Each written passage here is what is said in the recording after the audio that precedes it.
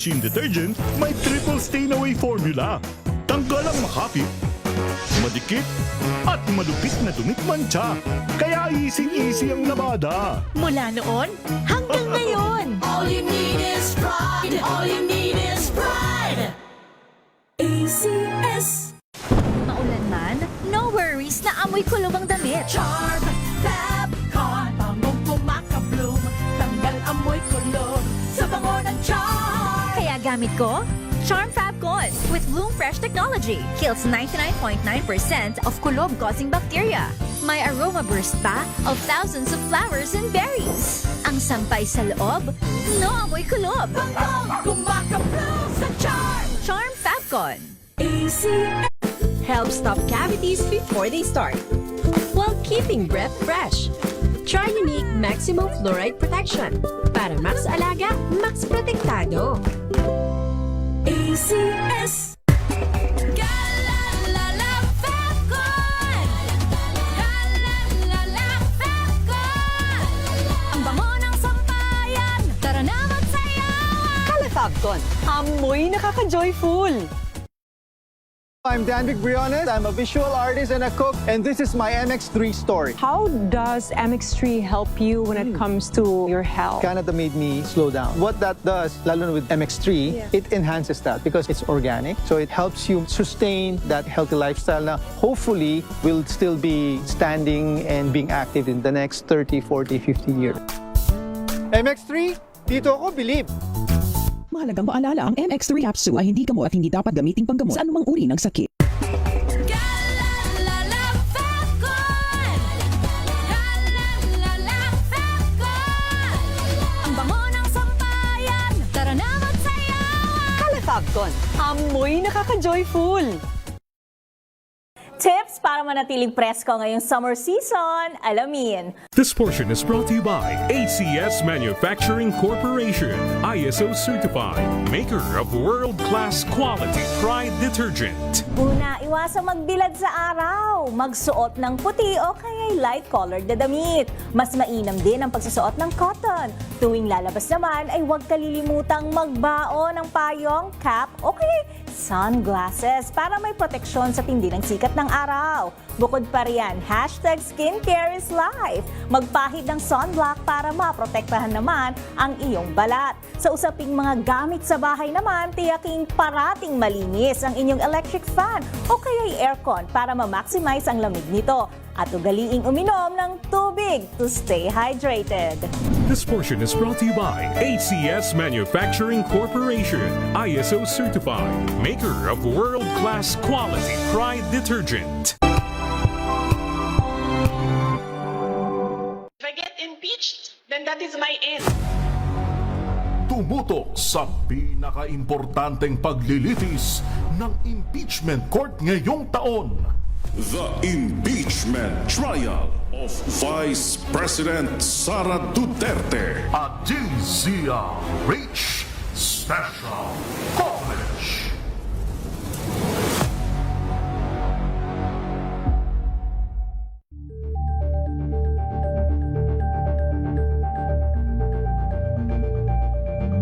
Maagang balitaan, maagang usapan sa mga issue at balita. Kasama si Kuya Angelo Palmones sa Magandang Umaga Pilipinas. Mula Lunes hanggang Biyernes.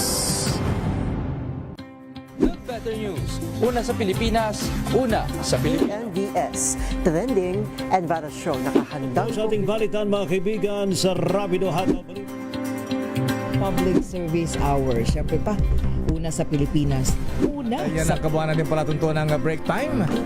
Sabay niyo na po ang mga balita at talakayan sa Balansyado. Maraming Mga balitang gigising sa inyong umaga. Mga balitang kailangan mong malaman. Mapapakinggan sa ACS Balita sa 2x2. Kasama sina Anthony Taberna at Jerry Baha. Lunes hanggang Biyernes.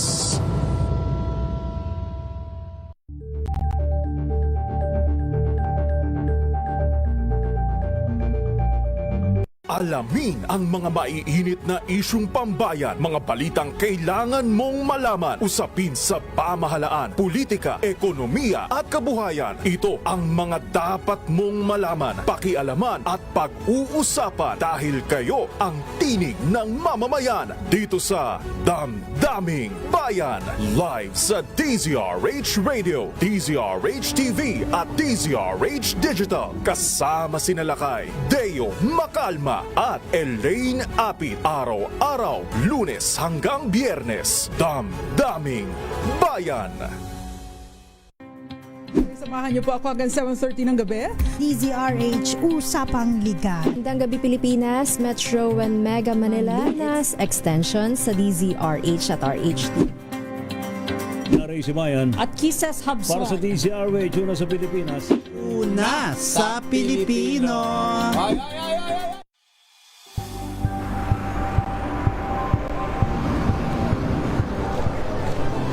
Ating mga eksperto. Dito lang sa Expert Opinion. Ito ang The Better News. TNDS.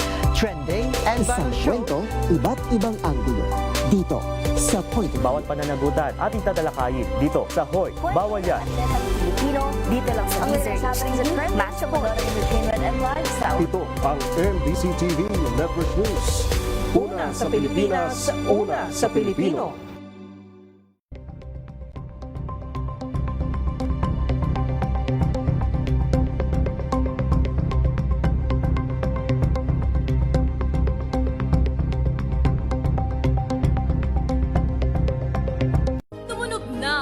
Gandingan para sa kalikasan ang itinanghal bilang Best AM Radio. Kauna-unahan sa Pilipinas. MBC Manila Broadcasting Company. DZRH. Member, kapisanan ng mga broadcaster ng Pilipinas. Oras sa Bishop Ephraim Pahutagana, alas 4:10. Uy! Nakapag-break ka na ba? Nakapag-relax ka na ba? Saan ka man nagtatrabaho, mapa-opisina man o work from home o mula mismo sa pwesto, sasabayan namin ang break time mo. Sasabayan namin ng mga balita at komentaryo, mga panayam ng mga taong viral ngayon. DZRH Break Time! RH Break Time!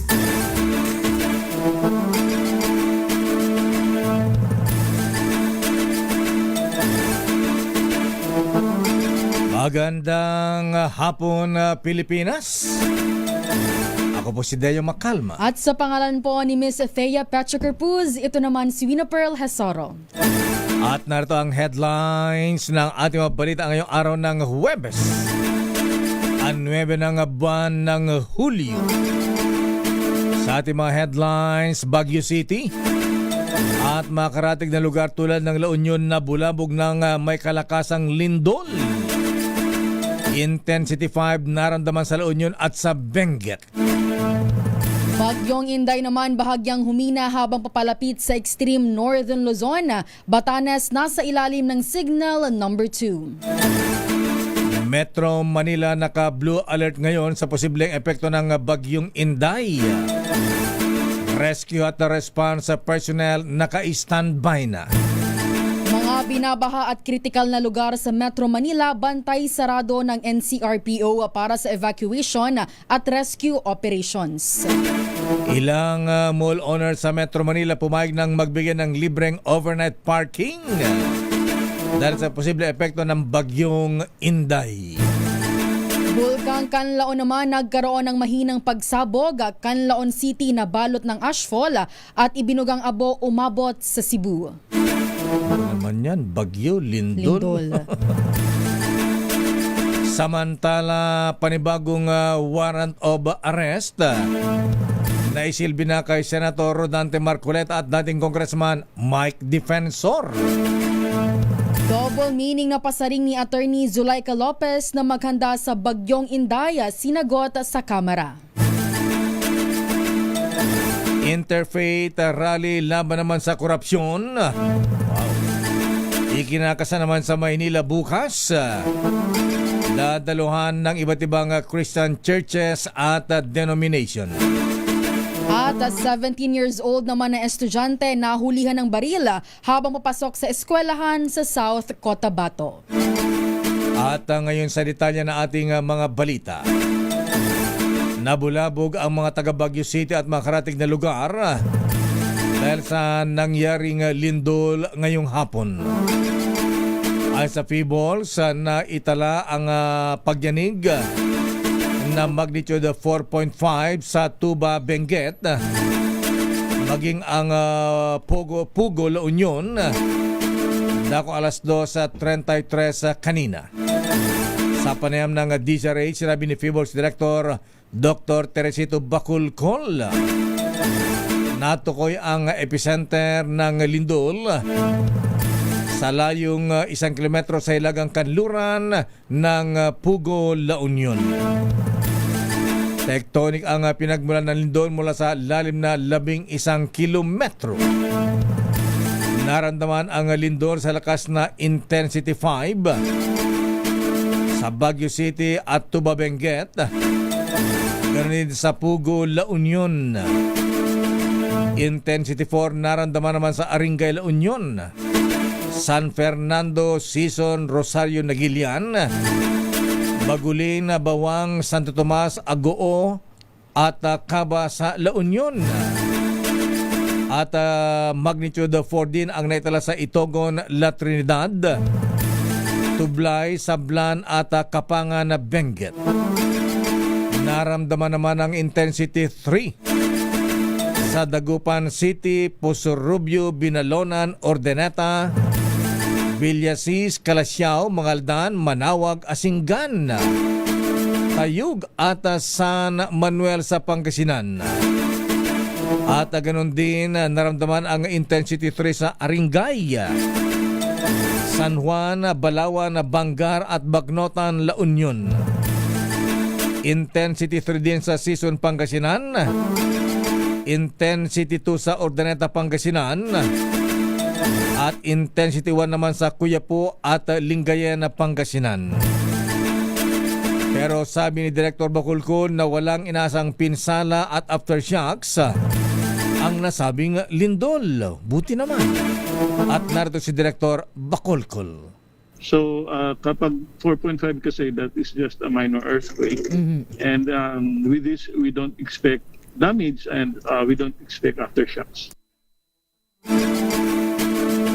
Samantala, bahagyang humina ang Typhoon Inday habang kumikilos ito pakanluran, hilagang kanluran sa Philippine Sea. Ayon sa Pag-asa, huling namataan ang mata ng bagyo sa layong 865 kilometers sa silangan ng Northern Luzon.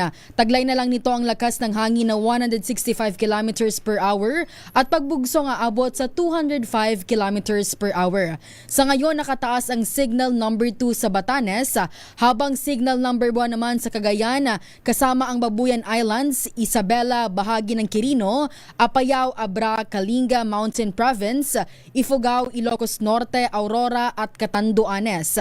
Sa forecast ng Weather Bureau, inaasahang lalapit ng husto ang bagyo sa extreme northern Luzon simula bukas ng gabi July 10 hanggang Sabado ng umaga July 11 bago ito tuluyang lumabas ng Philippine Area of Responsibility sa Sabado po ng hapon patungong Taiwan at China.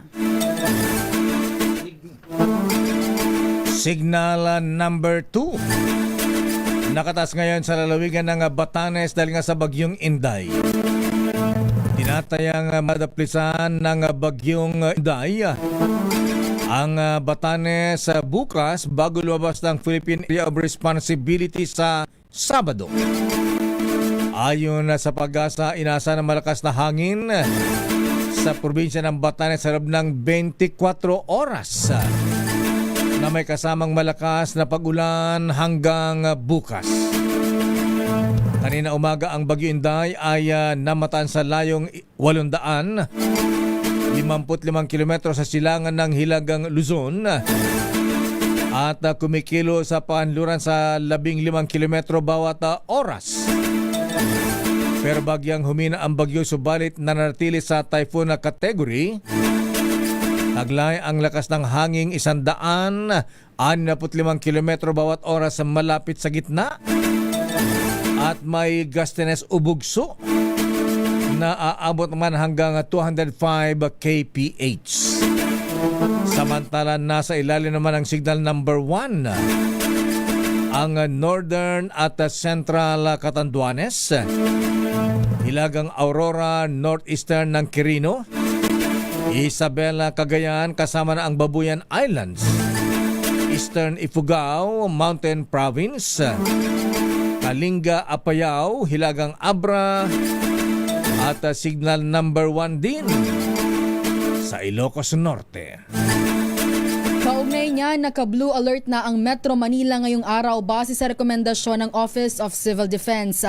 Sa ilalim nito ang naka-standby na ang lahat ng rescue and response personnel habang naka-activate na rin ang Virtual Operation Center para sa bagyong Inday na inaasahang magdadala ng malalakas na pag-ulan sa Kamaynilaan. Sa impormasyon mula sa Metro Manila Disaster Risk Reduction and Management Meeting, mararamdaman ang peak ng ulan sa araw po ng bukas, Biyernes po yan hanggang sa Sabado, July 11, 2026. Bantay, sarado na ng National Capital Region Police Office NCRPO ang mga bahaing lugar at iba pang critical na lugar dito sa Metro Manila sa posible epekto ng bagyong Inday. Ayon kay NCRPO spokesperson Major Hazel Asilo, monitoring na rin ang hanay na ma-evacuate sa mga evacuation centers, mga pangunay-lansangan at ganoon din ang mga transportation terminal. Nagtas na ang pulisya ng full disaster readiness para sa mas mabilis na pagtugon sa anumang sitwasyon dulot ng bagyo. Ayon pa kay Major Asilo, activated na rin ang kanilang intensified response protocols para sa agarang tulong, public safety operations at koordinadong emergency response dito sa Metro Manila. Inatasan na rin ni Director General Anthony Aberir ang lahat ng district at city police office dito sa Metro Manila at inatasan magpag-ugnayan sa mga LGUs. Sa ngayon ay nagsasagawan ang hanay ng real-time assessment ng manpower, mobility assets, rescue equipments at critical operational resources sa Metro Manila. Samantala, kansilado ang mga pasok sa ilang pribado at pampublikong paaralan dahil sa mga pag-ulan ng habagat at posibleng epekto ng bagyong Inday. Kabilang dito ang mga eskwelahan sa San Jose del Monte sa Bulacan, Culion sa Palawan, Baler, Aurora, Murcia, Bago City, Himamlayan at San Carlos City sa Negros Occidental. Pati na rin ang buong probinsya ng Negros Oriental, Sibalom at Patnongon sa Antique, gayon din sa probinsya ng Sultan Kudarat at Maguindanao del Sur. Kabilang din sa mga walang pasok ang Iligan City sa Lanao del Norte at Midsayap sa Cotabato. Ayon sa Pag-asa, mataas ang tsansa ng pag-ulan sa mga naturang lugar dahil na rin sa habagat. Samantala, bumayag ang ilang mall owner sa Metro Manila sa kahilingan ng MMDA na payagan muli ang overnight parking para sa mga maaring mapektuhan ng bagyong Inday. Kasunod nito ang sulat ni MMDA Chairman Atty. Romando Artes na humihirit sa mga may-ari ng mall na maglaan ng kanilang espasyo simula mamayang gabi. Ayon kay Artes, approve na ang kanilang request hindi lamang dito sa Metro Manila kundi maging sa mga sangay ng mall sa mga lugar na posibleng daanan ng bagyong Inday. Pero paalala ng MMDA, magdala ng pera para mag-shopping, ha? Paalala ng MMDA, overnight pay lang ang pinag-uusapang mawi-waive. Pero bahala naman ang mga malls kung ano pa ang pwede nilang gawin kapag sumobra sa overnight. Samantala, bantay sarado ng Department of Energy ang power system at fuel supply ng bansa sa posibleng epekto ng bagyong Inday. Ayon kay Energy Secretary Sharon Garina, nakatutok ang ahensya sa maaring epekto ng typhoon sa mga energy facility. Nanatilian niyang sapat at matatag ang energy needs ng bansa sa harap ng pinangangambahang epekto ng bagyo. Kasabay nito, naglatag ang kalihim ng mga paalala sa publiko bilang paghahanda sa typhoon gaya ng paglalatag ng contingency plan. Mahalaga umano na may go bag na laman ay pagkain, gamot, cellphone, power banks, emergency lights at iba pang essential devices. Isa sa ilalim naman sa red at yellow alert ang Visayas sa grid ngayong Huwebes sa July 9 dahil naman sa manipis na supply ng kuryente.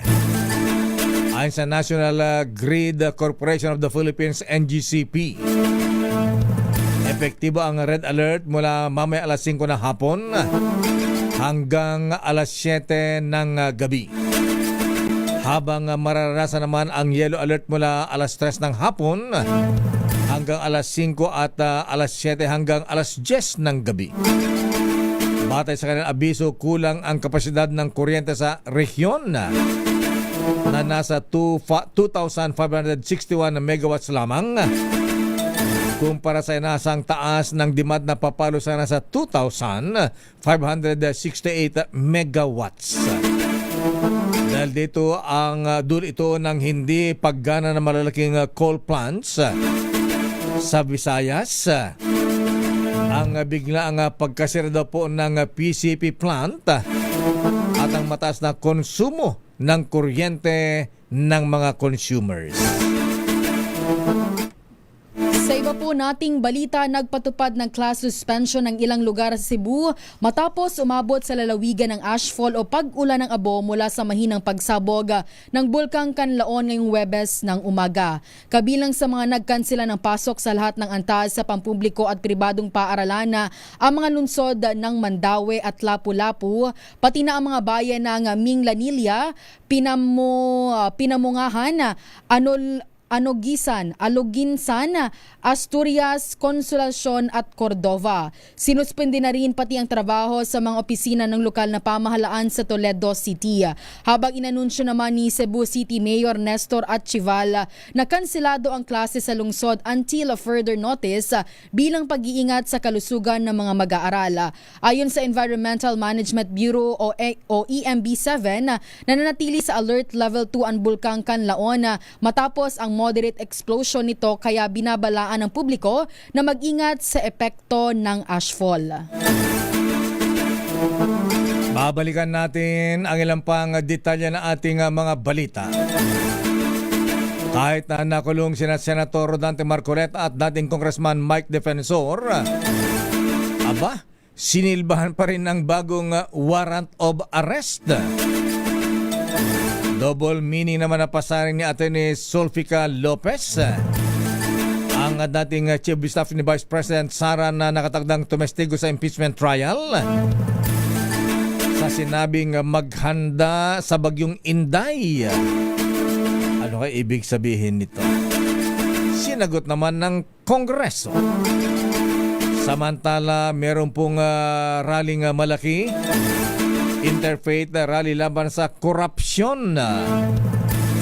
Ikinasana sa Maynila bukas at dadaluan ng iba't ibang Christian churches. At isang 17 anyos na estudyante nagdala ng baril habang papasok sa kanilang eskwelahan sa South Cotabato. Ang detalye na mabalitang yan sa ating pagbabalik dito sa ating palatuntunang Break Time. RH Break Time. Oras, Mr. Cesar Lee, Mr. Michael is my guy. Oy, Kuyang Larry Francisco. Aloha. Alas 4:28. Ang oras na yan ay hatid sa inyo.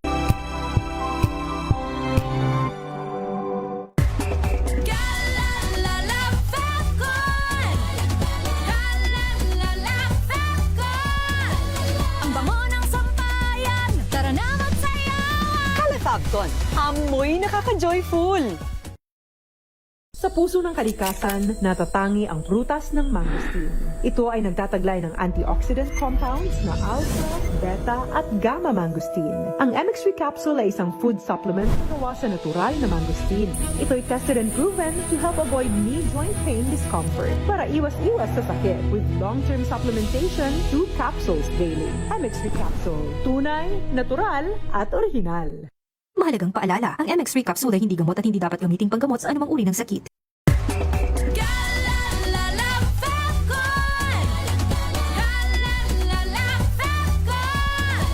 Ang bango ng sampayan, tara na magsayawan. Kala Fabcon, amoy nakaka-joyful.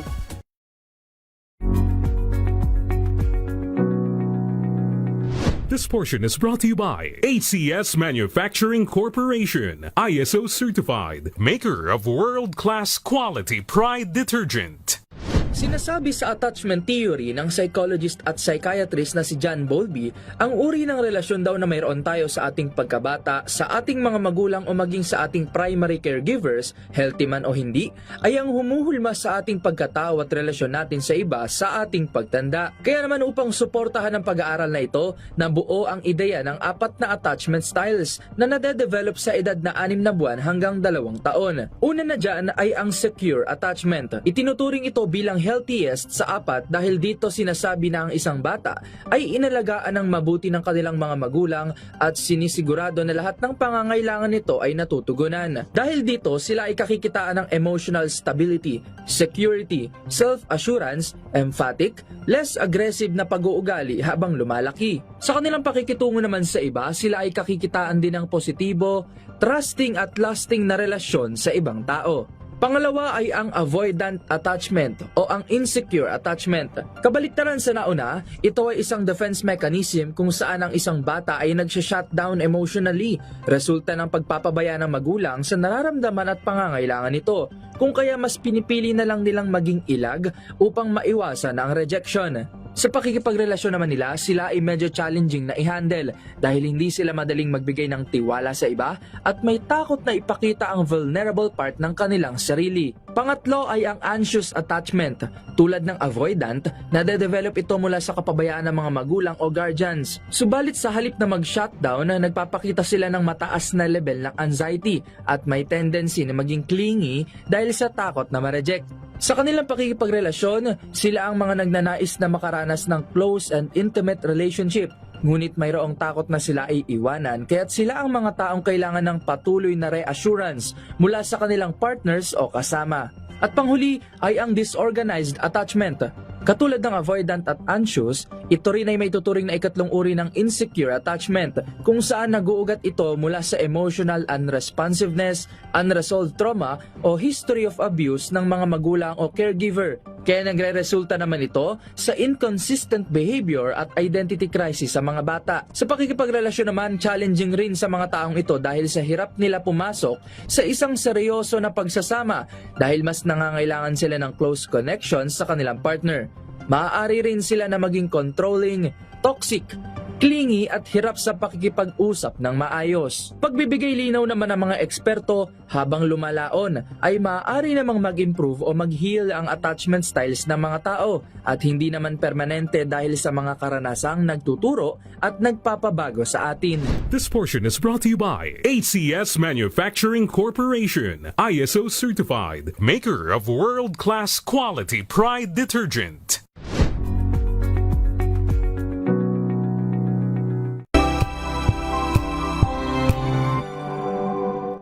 Hello, Washi! Laundry day na naman! Yay! Anong meron? Mancha ng chocolate, putik, may libag pa! Kaya natin yan! With Pride Washing Machine Detergent, may triple stain-away formula. Tanggal ang makapit, madikit, at malupit na dumit-mancha. Kaya easy-easy ang labada. Mula noon hanggang ngayon! All you need is pride! All you need is pride! ACS! Maulan man, no worries na amoy kulog ang damit. Charm Fabcon, bangong pumakabloom, tanggal amoy kulog sa bango ng charm. Kaya gamit ko, Charm Fab Fabcon with Bloom Fresh technology. Kills 99.9% of kulob-causing bacteria. May aroma burst pa of thousands of flowers and berries. Ang sampay sa loob, no amoy kulob. Kumakabloom sa Charm! Charm Fabcon. ACS. Tinesting, sinuri, siniyasan. Ang resulta? Super effective ang Shield sa pagpatay ng bakterya at virus. Shield Antibacterial Soap. Believe ang mga eksperto sa Philippine Nurses Association. At si Mami. Tiwala ako sa Shield. Shield Antibacterial Soap. Napatunayang mabisa. Ang mga nurse, tiwala. ACS. Galalala Fabcon. Galalala Fabcon. Ang bango ng sampayan. Tara na magsayawan. Kala Fabcon, amoy nakaka-joyful.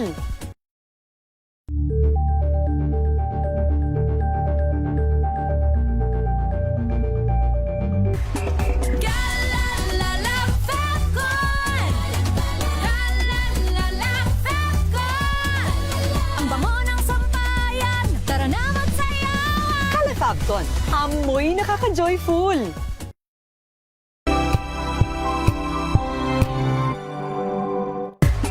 Galalala Fabcon. Galalala Fabcon. Ang bango ng sampayan. Tara na magsayawan. Kala Fabcon, amoy nakaka-joyful.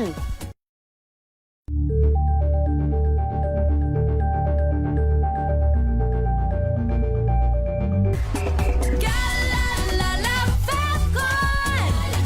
Galalala Fabcon. Ang bango ng sampayan. Tara na magsayawan. Kala Fabcon, amoy nakaka-joyful. Ang detalye na ating mabalita ay standby sa ating mga winners sa ating Kring Kring Panalo promo. Standby Milky Rigunan mula sa Kamara. Aba, ang prosecution team Miss Wina, meron daw pasabog sa susunod na linggo. Ano kaya yan, Lakay? Oo nga, naka-excite naman, nakapanapanabic. Standby Let Narciso mula sa Malacanang. Sinasabing Oplan Romanov hindi maaring gamitin justification para pagbantaan ang buhay ng Pangulong Marcos ayon sa Malacanang. Uy, may hearing pala sa Senado kanina. Yung presidente ng Ateneo de Manila University abay naging emotional sa hearing ng Senado hinggil sa pagkamatay ng kanilang dalawang basketball players. At Senator Rodante Marculeta na naka-hospital arrest ngayon sa Campo Crame. PNP General Hospital dinalaw ni Senator Robin Hood Padilla. Antabayan po ang mga detalye ng balitang yan ni Standby Tina Nolasco. Ang Supreme Court, nag-warning. Bakit? Nagbabala ng parusa sa pag-leak ng mga disciplinary proceedings matapos ang post tungkol sa show cause order kina Attorney Ferdinand Topacio at dating Congressman Suntay. Oh, ano ba nangyari? At sa showbiz, si Anjo Iliana, Miss Wina, nag-I am sorry at humingi ng tawad sa Tito Vic and Joey matapos sa manalo ang kasong isinampa laban sa kanya. Pinagmumulta siya ng malaki rito Oo, malaki Lakay yun. Ilang milyon? Milyon yun, Lakay Maya-maya, iyan na natin. Kung wala siyang pambayad na multa na milyones, sumali siya dito sa ating Kring Kring Panalo promo dito sa DZRH. Makinig maigi! Ito na ang chance mo na manalo ng instant 500 pesos kapag narinig mo na ang mahiwagang Kring Kring. Tignan mo na ang iyong cellphone, baka ikaw na ang susunod naming winner sa Kring Kring Panalo Malacash sa telepono. Para sumali, bisitahin ang Facebook page ng DZRH, fill up pa ng Google Sheet na nakapin sa DZRH FB page at hintayin ang aming tawag sa telepono. Kring-kring na! At eto na ang ating mga winners. Kung masasagot nila ating napakahirap na tanong, Miss Wina. Pahirapan natin. Ayan. Ano mahirap? Kayang-kaya nila ito. Kayang-kaya nila yan. Sino ang unang natawagan ni Kring Kring? Doon muna tayo lakay mula sa Pampanga. Sa Mikeni, Pampanga. Si Ma'am Jamira Tolentino. Ayan, Ma'am Jamira. Yes po. Jamira o Jamaira? Jamira po. Jamira. Ayan, Ate Jamira, ha? Abay, ang itatanong namin tingnan natin kung ito ay talagang nakikinig sa DZRH at current events. Ang tanong ko, Ate Jamira, sino ang opisyal na ini-impeach ngayon? Dinidinig ang kaso diyan sa impeachment court sa Senado. Sino siya? Si Sara Duterte po. Ang galing mo talaga. Magaling lakay, magaling. Oo, pinanervous mo ako. Akala ko di masasagot. Akala ko di na kita mabibigyan ng premyo. Ikaw naman ang magtanong sa second winner natin kung masasagot niya, Wina. Ayan ang pangalawang mananalo lakay ng limpak-limpak na 500 pesos mula naman dyan sa Laguna, si Sir Reniel Di Maunahan. Oo, tingnan nga natin kung di niya maunahan si Jamaira Tolentino. Magandang hapon, Sir Reniel. Magandang hapon po. Yes, ma'am. Apo. Ayan, wag mo masyadong hirapan. Hindi ko na mahihirapan to lakay. Alam to ng lahat. Alam to ng lahat. Sige. Sir Reniel, kung talagang fan ka talaga, ano nga ba talaga ang kauna-unahang radyo sa Pilipinas? Number 1 din sa puso ni Sir Reniel at number 1 sa puso ng mga taga-Laguna. Saan po pagkakaalam ay DCR. Galing mo talaga, kuya. Ayan, talagang di ka mauunahan. Congratulations, Reniel Di Maunahan ng Laguna. Lakay, yung tanong mo kanina kung magkano ba ang kanyang kailangang bayaran na Ni Anjo Eliana, magkano? 3.5 million pesos, lakay. Malaki-laki. Kailan kaya natin kikitain yan, ano, ha? Kung sasali siya lakay sa kring-kring, ilang kring-kring yun? Abay, kailangan 1,000 siya mabest na manalo. Samantala, hatawin natin ang mga reports. Unahin nga natin ang report mula sa Kamara de Representantes. Pero baka mag-report naman ng Milky, abay batiin ko na happy birthday, ha? Binabati lang lahat ng mga teachers sa mga public schools at mga classmates, si Education Secretary Berwel Sipul, Sani Angara. Happy birthday, Secretary Sani. Ala ba tayo dyan? Happy birthday!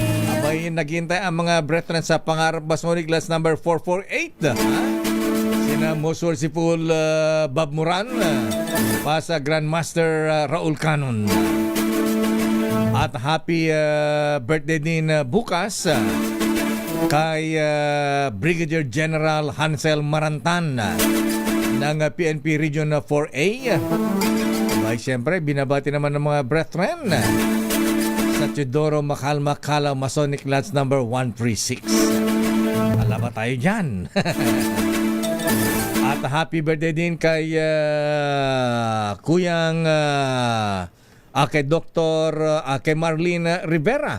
At ganun din, happy birthday kay nasaan na yun, ha? Si Edgar Du. Ayan. Edgar Du ng Gasana Marinduque. Pagbati mula kay Berwel Sipul, Conrad Du. Ito na mga reports. House Prosecution Team. Aba, may pasabog daw sa susunod na hearing o sa impeachment trial sa susunod na linggo. Abay, ano kayang pasabog ito, ha? Ayan, magugulantang ba rito ang defense team? Magugulantang ba ang impeachment court? Ayan. Mapapa-eye object balakay. Ano kaya ang pero bago yan pasalamatan din natin Miss Wina ang mga taga Civil Military Operations School, Civil Military Operations Regiment ng Philippine Army dyan sa Fort Bonifacio Taguig. Sila ay nagpunta rito sa DCRH kanina. Akala ko may kudita na rito Nag-tour lang daw lakay. Abay, kasama tayo sa nagbigay sila ng Certificate of Appreciation dito sa DZRH at ilang mga staff natin at kasama ang yours truly, ang inyong lingkod. Ha? Maraming salamat po sa Certificate of Appreciation mula kay Lieutenant Colonel, ang Commandant Lieutenant Colonel Jean Orense. Ayan. Maraming salamat po at mabuhay po kayo. Aba, itong ganitong mga certificate ay nakataba po ng puso. Ayan. At nakaka-inspire para namin pagbutihin aming trabaho. Alamin natin ang detalye, ano ang pasabog ng prosecution team. Aris number 12 man ng Milky Regunan. Please come in, Milky. Lakay at Wina, mas malalakas na ebidensyang ipipresenta ng House Prosecution Panel sa susunod na linggo. Ito ay pinahuwatig ni House Legal Spokesman Attorney Benjamin Tolosa dahil may lalabas sila ng mga bago at matitibay na mga ebidensya. Tumanggi si Tolosang banggitin kung ano ang pasabog dahil hindi pwedeng talakayin ang mga issue na hindi pa na ipipresenta sa Senate Impeachment Court o sub judice rule. Ayon kay House Prosecutor Isabel Maria Zamora, umpisa pa lamang ang patungkol sa Article 4 dahil hindi pa naman ipipresenta lahat ng mga witnesses. Si NBI Regional Director Jeremy Lotok ang ipipresenta ng House Prosecution Panel sa araw ng Lunes. Posibleng mabanggit kung totoo na merong investigasyon ng NBI sa mga assassin na kinontrata umano ni Vice President Sara Duterte. Nang matanong naman Lakay at Wina si House Deputy Speaker Paulo Ortega V kung ano ang pasabog, narito ang kanyang pahayag. Hindi, yun yung tanong mo eh. May pasabog ba next week? Meron. Anong klaseng pasabog po? 5-star.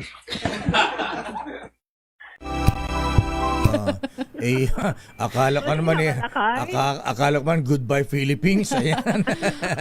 Goodbye Bin Laden. Akala ko yung sinturon Lakay. Di ba mga bawal din na mapaputok? Mahina, di ba? 5-star mahina yan. Oo. Lakay. Baka mamaya supot pa yan. Abangan natin. Baka daw. Pero meron silang mga pasabog. Bukod sa 5-star siguro, ay meron silang mga matitibay at malalakas na mga ebidensya na babanggitin sa Lunes dahil ipipresenta ang kanila ikalawang witness na isang opisyal mula pa rin sa National Bureau of Investigation. Abangan yan sa Lunes. Ako mukhang di malakas 5-star lang eh. Akala ko naman Di naman makaget over sila kay sa 5-star naman, whistle bomb. Ayaw talaga nila kayo ng 5-star lang. Mahina. Baka yun lang ang maisip siguro. Yung 5-star naman ng Milky, kayang hawakan sa dulo habang sinisindihan eh. Huwag ka lang kakain Lakay ng malagkit. Kakanin. Oo, dahil didikit yan sa kamay mo at hindi mo na matatapon yung 5-star. Ba't pa tayo napunta doon sa paputok na yun? 5-star kasi paputok yan eh. Firecrackers yan eh. Ha? Ayan. Sige, abangan natin. Yun lang ginawang description ni Congressman Paulo Ortega V.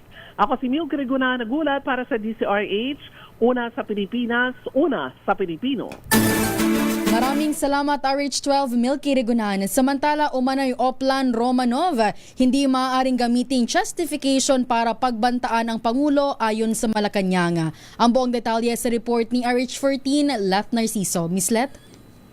Wina Lakay, hindi umano napatunayan ni Vice President Sara Duterte ang sinasabing Operation Romanov o pagbabanta sa kanyang buhay at ng kanyang pamilya. Sa press briefing, sinabi ni Palace Press Officer Claire Castro na ang vice-presidente ang dapat na magbigay ng ebidensya patungkol rito dahil nasa partido niya ang nagbanggit nito. Ayon pa kay Castro, binigyan rin ng pagkakataon si Duterte para maimbestigahan ng National Bureau of Investigation ang sinasabing death threat sa kanya pero hindi siya tumugon para magbigay ng detalye. Matatandaan sa impeachment trial kahapon, sinabi ng isa sa mga abogado ng defense panel na ang pahayag noon ni VP Sara na may kinontrata siyang pumatay kina Pangulong Marcos ay tugon bilang isang pribadong individual, asawa, ina, anak at kapatid at hindi bilang vice-presidente na nananawagan ng proteksyon para sa kanyang pamilya mula sa umano'y Operation Romanov. Pero giit ng palasyo, hindi pa rin ito maaaring gamiting justification para pagbantaan ang Pangulo. Pakinggan natin si Jose Castro. Hindi natin maiwawaksi ang pagiging vice-presidente niya sa kagiging nanay niya. Ang pagbabanta ay pagbabanta. Sino ka man, nagbanta ka sa buhay ng Pangulo, Kahit ikaw ay isang nanay, ikaw ay isang vice-presidente, walang pagkakaiba yun. Nagbanta ka pa rin sa buhay ng Pangulo. Si Palas Press Officer Claire Castro. Ito si Lieutenant para sa Yes, Akay. Ano nga ba yung Oplan na Romanov? Ano ba yan? Oo, lakay ito. Ito pala ay hango sa Romanov dynasty ng Russia noong 1918 kung saan isang buong pamilya ng huling Tsar daw, ayan, sabay-sabay na pinatay. Minasaker, ganon. Talaga. Sa Russia para ito. Akala ko mga Roman sa ano ha? Sa Rome, ha? Ayan. So yung pala yun. Okay, so ano pa yung schedule ng presidente? May private meeting siya ngayong hapon, lakay. Ayan. Kanino? Kay Ombudsman? Ayan. Sige. Okay nga, Rod. So, private meeting ang Presidente Bonget ngayon, Miss Let? Yes, lakay. Ayan, nakala ko. Yung ka-meeting ay hindi lang sinabi kung ayan. Baka beauty rest. Ayan. Okay nga, Rod. Maraming salamat, Let Narciso mula sa Malacanang. Balik sa inyo, lakay at Wina. Ayan, kita mo manang Milky, ha? May reaksyon kaagad sa sinasabi ni Congressman Ortega na meron silang pasabog sa susunod na linggo. Ayan, parang 5-star. Ayan. Anong sabi, lakay? Sabi ni Attorney Biong Garing, baka wato silang yan. Samantala, Presidente ng Ateneo de Manila University emotional sa hearing ng Senado hinggil sa pagkamatay ng kanilang mga players na sina Rene Baterbonia at Divine Adili. Aris number 28, Raymond Adpas, please come in. Raymond. Mayor, naging emosyonal ang presidente ng Ateneo de Manila University na si Reverend Father Roberto Bobby Yap nang humarap sa pagdinig ng Senate Committee on Basic Education hinggil sa pagkamatay ng kanilang basketball players na sina Rene Baterbonia at Divine Adili. Muling humingi ng paumanhin si Father Bobby ay ang kanilang sasabihin sa kanilang Naku, putol-putol, Raymond. Ayan. Raymond. Ulitin natin. Ayan, take two. Ayan, okay na. Proceed. Proceed, Your Honor. Okay. Mayor, naging emosyonal ang presidente ng Ateneo de Manila University na si Reverend Father Roberto Bobby Yap nang humarap sa pagdinig ng Senate Committee on Basic Education hinggil sa pagkamatay ng kanilang basketball players na sina Rene Baterbonia at Divine Adili. Muling humingi ng paumanhin si Father Bobby sa pamilya ni na Baterbonia at Adili dahil kahit ano pa ang kanilang sabihin at ibigay na tulong sa kanila ay walang kapalit ang mawala ng isang anak. Simula nang nangyari ang pagkanunod June 8 sa team building activities sa Dipakulaw, Aurora, ay nandun ang Ateneo at hanggang ngayon ay patuloy ang paipag-ugnayan sa pamilya ni Baterbonia sa Agusan del Sur at sa mga Adili sa Nigeria. Hindi nga lang nila isinapubliko ang kanilang ginawang hakbang bilang respeto sa namatayan. Hindi napigilan ni Father Yap na maging emosyonal dahil hanggang ngayon ay patuloy ang paggabay nila sa iba pang miyembro ng team na kasama sa Dipakulaw team building activity, lalo na't marami sa kanilang biktima ng cyberbullying. Narito si Father Bobby Yap. But many continue to endure cyberbullying, online harassment, and trial by publicity while grieving. We unequivocally condemn these acts because they only deepen the pain of those already grieving by spreading disinformation and causing further harm. Our support for those affected does not diminish our commitment to care for every member of our community while the legal processes are ongoing. Si Father Bobby Yap, ang Pangulo ng Ateneo de Manila University. Sa report ni Ms. Teresita Viloria ng Municipal Disaster Risk Reduction Management Office ng Dipakulaw, 4 na beses nang pabalik-balik sa nasabing lugar ang team ng Ateneo. at isang buwan bago ang activity ay personal pang nagtungo sa resort si Coach Tab Baldwin upang magsagawa ng inspeksyon. Sabi naman ni Police Lieutenant Colonel Michael Odeherte ng Major Crimes Investigation Division ng PNP-CIDG, nagrekomenda na sila ng 3 mga kasong kriminal sa National Prosecution Service para sa case build-up. Susunod na ang filing ng kaso kapag ang mga ito ay maaprobahan. Ito si Raymond at Mayor. Sabi mo sa Lunes next week, mag-request ng bomb disposal unit, ha? At meron daw dalang pasabog ang prosecution team. Meron ang regular mayor na na nagsasagawa ng paneling diyan, yung mga bomb sleeping dog ng PNP EOD.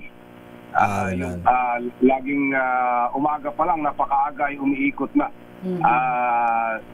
Dati ay isa lang yung kanilang ginagamit na bomb sniffing dog, pero dahil dito sa panahon ng impeachment at nung nagkaroon ng heightened security ay dinagdagan. Ayan, so maigpit ang security. Ayan, dapat lang. Okay nga, Rod. Maraming salamat, Raymond. Ito si RH28, Raymond Dadpaas para sa DZRH, una sa Pilipinas, una sa Pilipino. Maraming salamat, Raymond Dadpaas mula sa Senado. Dumako tayo sa Campo Crame. Mas masahol pa kay Judas, yung maghuhudas sa amin. Senator Rodante Marcoleta binisita ni Senator Robin Hood Padilla sa Camp Crame. Ang buong detalye sa report ni RH52, Edniel Parosa. Edniel? Riot Wina, binisita ni Senator Robin Hood Padilla ang kanyang kaalyado, si Senador Rodante Marcoleta, dito sa loob ng PNP General Hospital. Alas 2:23 na hapon, dumating dito sa Camp Crame si Padilla na nagtagal ng higit sa 1 oras bago lumabas ng paggamutan. Nangako man sa mga tauhan ng media na magbibigay ng pahayag, hindi na rin nagsalita pa. Senador Padilla at tuloy-tuloy na lumabas ng Camp Crame sakay ng kanyang sasakyan. Ginawa ni Padilla ang pagdalaw, dali lamang makarang kumpirmahin din ng Criminal Investigation and Detection Group na isilbi na ang panibagong arrest warrant laban kay Marcoleta. Ayon kay CIDG NCR Chief Police Colonel Jan Giagi, mga sheriff ng Sandigan Bayan at hindi CIDG ang nagsilbi ng warrant sa PNP kaninang umaga. Ang warrant ay galing sa inisyo ng 4th Division ng Sandigan Bayan dahil sa may paglabag sa Presidential Decree 46 o pagtanggap ng regalo ng isang government official. Kaiba sa unang warrant of arrest, bailable itong 30,000 o bailable ng 30,000 pesos itong pinakahuling kaso at dalawa lamang sina Marcoleta at former Congressman Mike Defensor na akusado rito. Pakinggan natin si Colonel Giagi. Michael Defensor and Senator Rodante Marcoleta. Dalawa lang sila. Yung nauna natin is 4. Itong PD46 na inisyo ng 4th Division is 2 lang sila. And it is a violation of PD46 bailable at 30,000 each. Okay? Samantala, pinakahuling sa kalusugan ni Senator Marcoleta, lakay inulat ng PNP Health Service pamagitan ng Internal Medicine Chief Police Lieutenant Colonel Belani Bayani na nakita din ang pagtaas ng bad cholesterol ng 72-year-old Congress o Senator. Dagdag pa yan lakay sa mga natukoy na karamdaman ng senador tulad ng mild pneumonia at degenerative disc disease o itong sakit dito sa may gulugod. Kaugnay niyan, sinabi naman ni Acting PNP spokesman, Police Colonel Allen Rayco na pinagre-report na sila ng Sandigan Bayan sa medical conditions si Marcoleta, lalo't nakapaglabas na pala na commitment order ang anti-graft court. Pakinggan natin muna si Police Colonel ko. I presume na kaya po nila hinihingi yung condition, yung status talaga ni Senator Marcoleta is to be able to decide whether he will be committed na. Pero yung commitment order was already issued by the Sandigan Bayan. Ang tinig ni Colonel Colay. Ayan, kumusta naman si Secretary Manny Bunoan? Di ba gumaganda ang kanyang kalagayan na Edniel? Like kinonfirm ngayong araw din ni Police Lieutenant Colonel Belani Bayani ng PNP Health Service na ongoing pa rin lakay yung paranatili ni Secretary o former Secretary Manny Bunoan dito mismo sa PNP General Hospital. Wala namang binanggit kung may mga interaction sila ni Senator Marcoleta kung gaano kalapit yung kanilang space sa isa't isa. Pero maugunitang dati ay inilabas na si Secretary Bunoan at dinala sa may private hospital dito sa Pasig City, sa The Medical City. Pero ibinalik din dito para sa ilang mga test At kaiba sila lakay ng setup dahil si Senator Marcoleta, ang commitment sa kanya ng Sandigan Bayan ay mailagay na sa Payatas sa may Quezon City Jail. Hinati na lang yung kanyang medical reports. Ito naman si Senator o si Secretary Bonoan ay pinayagan na ng partial hospital arrest. Ang kondisyon, syempre, CIDG ang magbabantay pa rin sa dating Kalihim Lakay. Ganun ba? Sabi ng bubit ko dyan sa veteran sa golf club, ayan, baka pwede raw payagang mag-golf si Secretary Bonoan, gagaling yan. Ayan ang kanyang sport Ayan, baka pagka pinayagang mag-golf baka sumigla, ayan, maarawan, makapag-walking sa veterans. Oo, ang pinakahuling update lakay ni Colonel o ni Dr. Bayani, ginagamot daw si Secretary Bonoan sa kanyang hypertensive vascular disease, ang chronic kidney disease o CKD. Mayroon siyang medication ngayon habang patuloy na inobserba ng mga doktor ng PNP. Sumalang siya 2D echo at angiogram doon sa isang private hospital sa Pasig, saka binalik dito lakay sa PNP. May kidney daw si Secretary Bonoan, may cancer daw. CKD lakay. CKD. Sa kidney cancer. Okay nga Rod. Sige, get well soon. Kay Secretary Manny Bonoan at Senator Rodante Marcoleta. Ayan. Di ba lumaki si Senator Marcoleta pati si Tunying nagdala yata ng kape tsaka sandwich mula sa Katunyings Ayan. Pinost niya kahapon. Oo, nakita nga lakay ng public yung mensahe sa kanila ni Senator Dante Marcoleta. May mild pneumonia siya lakay at yung sakit sa gulugod, pero maliban naman doon ay inantay na lang yung resulta ng 2D echo at para malaman kung fit to stand trial na talaga itong senator. Meron na siyang commitment para mailipat sa QC jail, pero dahil sabi ng korte lakay, kailangan nyo iharap sa akin ng personal itong si Senator Marcoleta. Kaya hindi pa siya talaga mai-commit doon sa loob. Kung dalhin sa Payatas yan, sabi ni Senator Jing, ikaw din pala, hindi safe yan. Pero lakay kapag sabi ng DJMP, kapag inilipat siya ron, mayroon siyang separate na kulungan. Dahil nga doon sa kanyang age plus morbid. Sabi na yung mild pneumonia. Di ba pwede pagsamahin na lang yung tatlo para... Sinong tatlo lakay? Senator Bong, Senator Jinggoy, Senator Marcoleta. Ayan, para tipid sa selda. Tsaka at least magkakwentuhan sila doon. Medyo kampante sila. Ang mahirap lakay mismong PNP doctor, sabi kanina na sila mismo ay malamang i-recommend nila na ihiwalay Senator Marcoleta dahil ng mild pneumonia. Pagsamahin na lang sila, kawawa naman sila para at least may bonding pa sila doon. Malibang-libang naman silang tatlo doon. Ayan.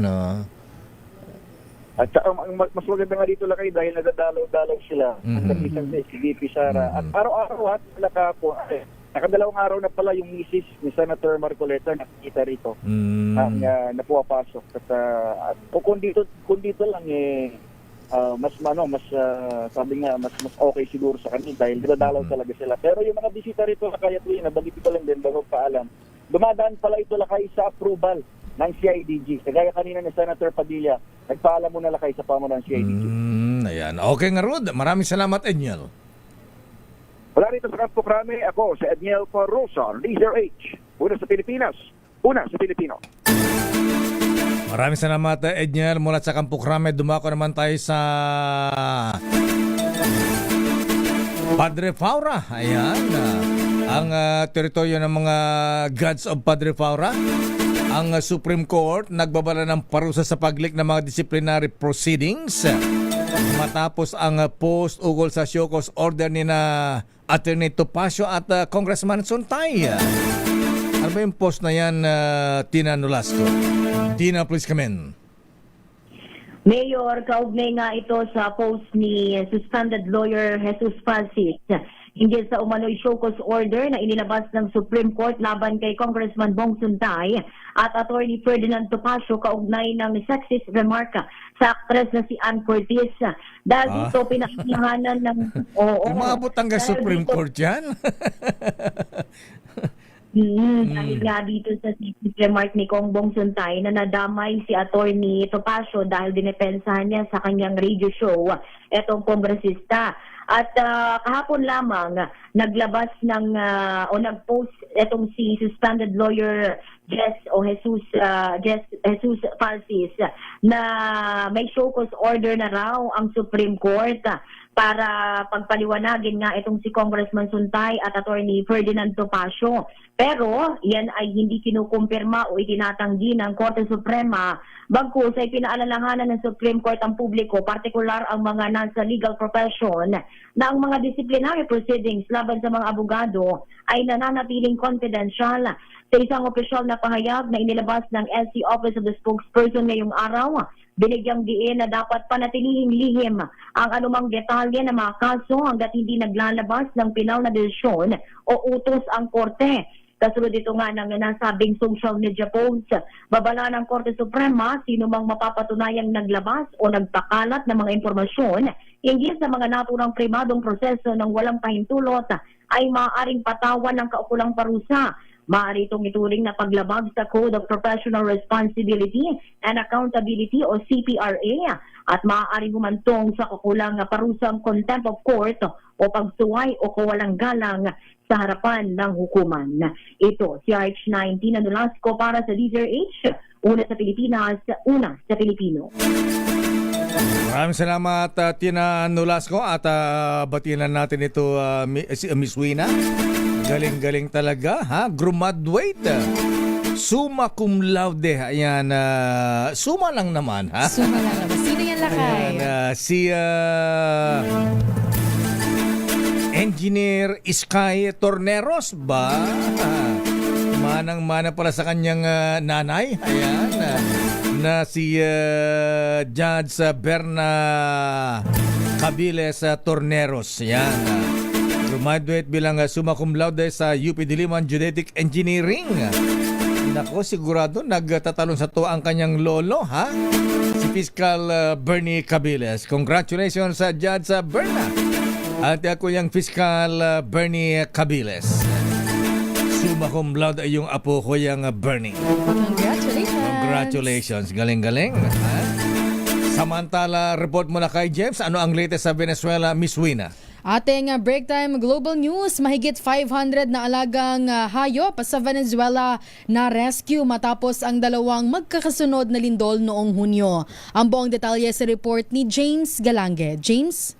Balita mula sa Venezuela, aabot sa mahigit 500 mga alagang hayop ang na-rescue ng mga otoridad mula sa nabagsak ang mga gusali bunsod ng pagyanig ng dalawang malakas na magkasunod na lindol noong Hunyo. Ayon sa mga otoridad, ito ay mga inabando ng hayop ng kanilang mga amo na maganap ang sakuna, kaya naman panawagan ng isang concerned refugee worker ay huwag silang iwan dahil maski sila ay biktima rin ng lindol.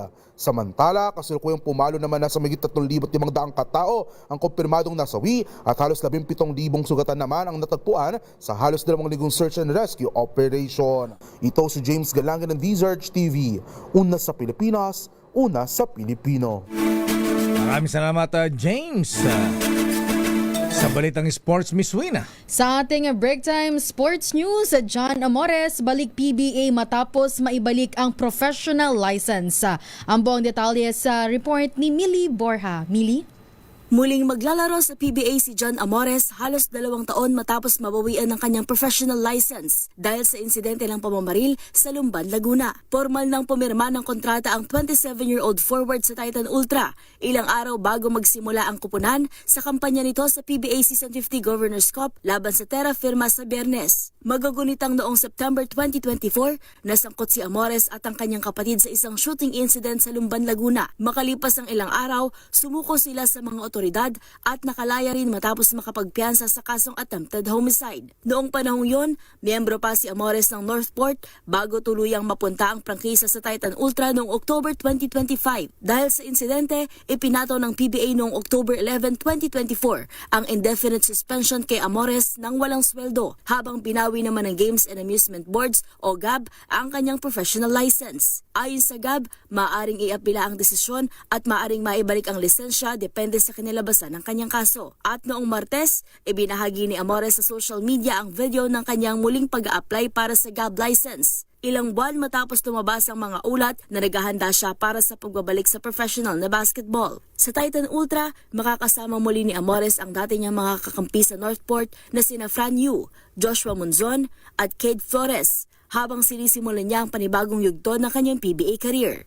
Ito si Millie Borja ng DZRH TV, una sa Pilipinas, una sa Pilipino.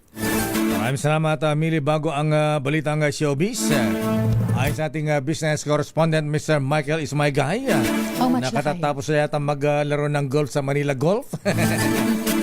Ang palitan ng piso sa dollar ngayon, Miss Wina, naku, tumaas. Medyo humina ang piso. Nagsara sa palitang 61 pesos and 60 centavos per dollar.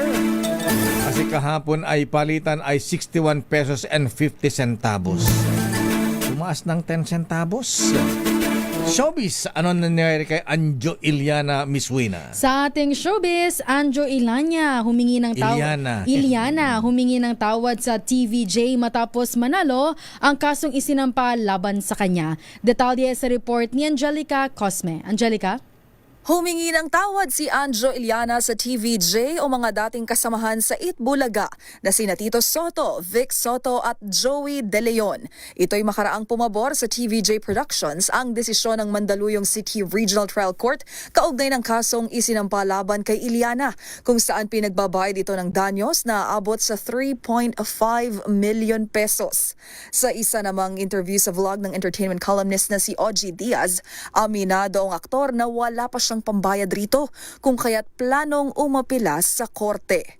Aniya, masyado raw mabigat ang parusang ipinataw sa kanya. Giit pa nga nito ni hindi naman daw siya pumatay o nagnakaw. Magunitang nag-ugat ang kaso sa iba't ibang alegasyong binitawan ni Iliana sa social media laban kay Senator Tito Soto at mga dating kasamahan sa naturang Noontime Show. O bilang naging dating parang kumpare, kapatid, katrabaho for 20 years or more, sana mapatawad niyo ako. Patawad. Good morning, Showbiz Angel ng DZRH TV. Una sa Pilipinas, una sa Pilipino. The road is long. Maraming salamat, Angelica Cosme. At binabati natin si Konsihal Boy si Kenya ng Binonan Rizal. Get well soon, sabi ni Ani. At binabati natin si Mar Urbano. Malakas ang hangin ngayon dito sa Bulacan, pero wala pang ulan. At good afternoon kay Dr. Ruel Aguila. At yan ang kabuuan nating palatuntunang break time. Ako po si Deo Macalma. At sa pangalan pa rin po ni Miss Thea Petrocarpuz, ito naman si Wino Pearl Hasoro. Balansyadong balita susunod na. Henry at Karen Olio. Oras alas 5. Yes. So on we go. This time check is brought to you by Wow, ang saya. Isang barangay na labada, puro mancha pa. Goodbye, pahinga. Mommy, isang laba lang yan sa Pride Bar Blue. May powerful stain-away enzymes na malupit sa